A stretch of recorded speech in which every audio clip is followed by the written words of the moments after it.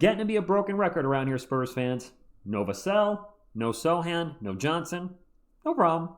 Go, Spurs, go, 'cause the Giants stay. What is up, San Antonio Spurs fans? Happy Sunday. Hope you're having a great day. Welcome to TSR Sports. And oh my goodness, the Spurs got a 3-game winning streak, and they are over 500 and playing their best basketball maybe in years, and maybe at least their most enthusiastic basketball. Guys, I got to ask you, are the Spurs a playoff team now? Well, we're going to get to that in a few moments, but first, let's go ahead and get into the article from Pounding the Rock, talking about last night's game and Area 51. Here we go. The San Antonio Spurs have a budding young duo that has earned an exciting new nickname. Victor Wembanyama may have found his running mate in the rookie Stephon Castle. Wemby is the alien, and their numbers are 5 and 1.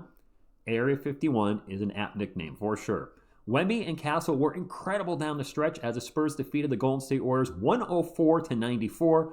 San Antonio needed a comeback again, going on a 40-13 run in the last 13 minutes to win their third straight game and improve to 9-8. And this is the shot for Castle for the lead. Let's just talk real quick about Stephon Castle. He misses a shot. Now, I don't remember where it was in the game, but he threw up a brick and then goes down the other end and makes a defensive play. And I wish I could show all the Twitter plays here, but a lot of them are opening up a new window, so I just want to show you this big three here. Let's take a look at this. Ba-da-ba-ba-ba. Yep, I'm loving it. And let's not forget last night, he started like 0 for 5 from 3 and finished 2 for 7 because the Warriors, they had him shoot. They said, yeah, go ahead. Who cares? And it got to him at the end. Awesome. Love what I'm seeing from Castle. Love what I'm seeing from the team. Let's continue on in the article. Castle and Wemby took turns making clutch shots during the Spurs' fourth quarter run. Not enough can be said about Castle's willingness to attack in crunch time, a rare trait for a rookie. He had 19 points and 3 assists in the victories. As we move right along, Castle really got the run started at the end of the third with the defense and aggressive driving to the basket. He was disruptive at the point of attack all game.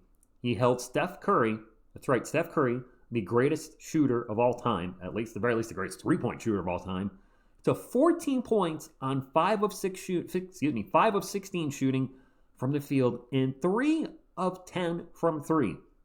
You're a rookie in the NBA, and coach is like, hey, I'm going to put you on the greatest shooter of all time. How you feeling? All right, I got it, coach.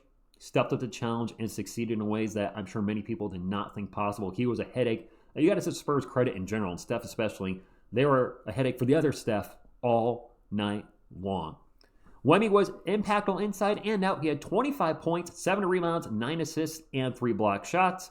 The Spurs got creative in getting Wemby the ball down the stretch. They ran cross screens and got him the ball in the paint and got him involved in the pick and roll. Wemby, I think, had 5 of his 9 assists in the last quarter, so he was really doing a great job as a facilitator in the offense. San Antonio's defense was stellar late in the game as well. The Spurs acting coach Mitch Johnson went with a defensive lineup that included Castle, Wemby, Trey Jones, Harrison Barnes, and Julian Champagnie to seal the game. Castle made Curry's life miserable on the perimeter, and Wemby locked down the paint with some clutch shot blocking. That's the 1-2 punch we want, Spurs fans, isn't it? Somebody that can be disruptive outside, and then if the player gets on the inside, you've got the best shot blocker in the NBA waiting for you. Yeah, that's good stuff. Wemby's passing was on full display on Saturday. A big man with that kind of passing ability opens up so much, and they're not kidding. Harrison Barnes has been fantastic over the last 3 games for the Spurs. He had 22 points, 8 rebounds in the win against Golden State. His shooting efficiency from the deep has been a huge help, but his cunning and finishing make him a well-rounded wing that gives San Antonio's offense a huge boost.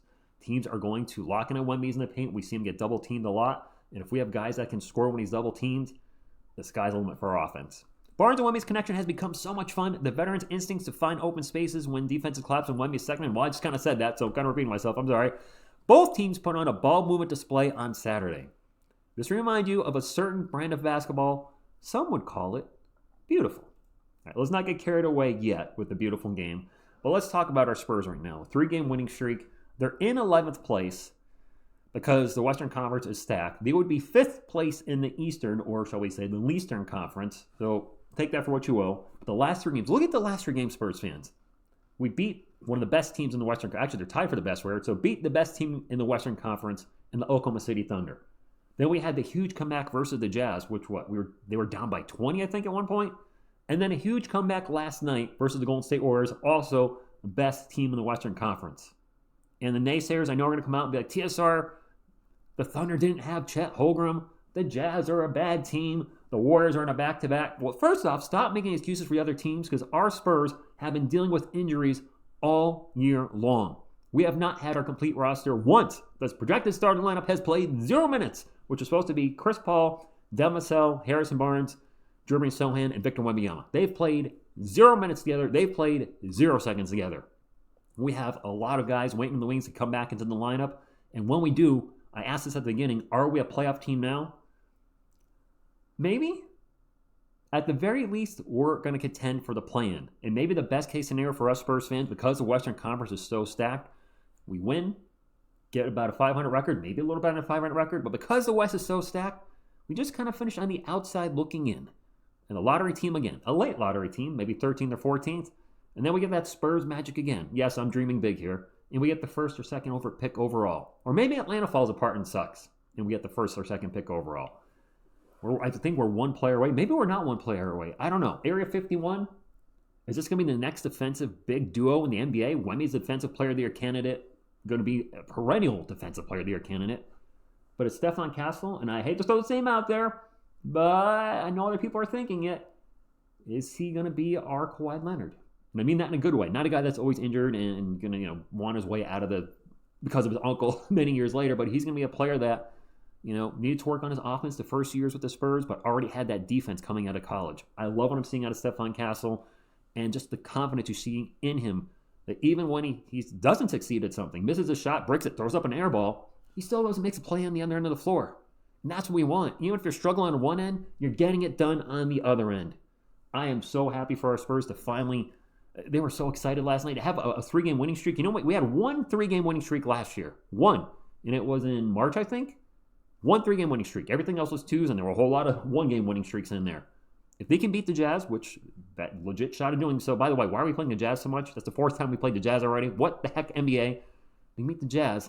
That'll be their first 4-game winning streak with Wemby. They've never won 4 games in a row, and who the heck knows? Maybe you guys can look it up. When's the last time the Spurs had a 4-game winning streak? It feels like it's been a while. We'll be live, of course, for that game Tuesday night against the Jazz. Then we play the Lakers Wednesday and then off for the rest of the week. I'll be live for both. Hope you guys stop in. The chats have been lighting up. You guys are excited about the team. I'm excited about the team. And good things are coming for the Spurs. And there's only one direction, I think, for this team to head now. And that direction is up. Drop a comment down below. What's your favorite win of the season? Is it the Thunder game? Is it the Warriors game? Did you like the comeback against the Jazz? Let me know in the comments. Definitely talk about last night's game because I love hearing about that. Hit the thumbs up if you'd like to become an official sponsor of TSR Sports.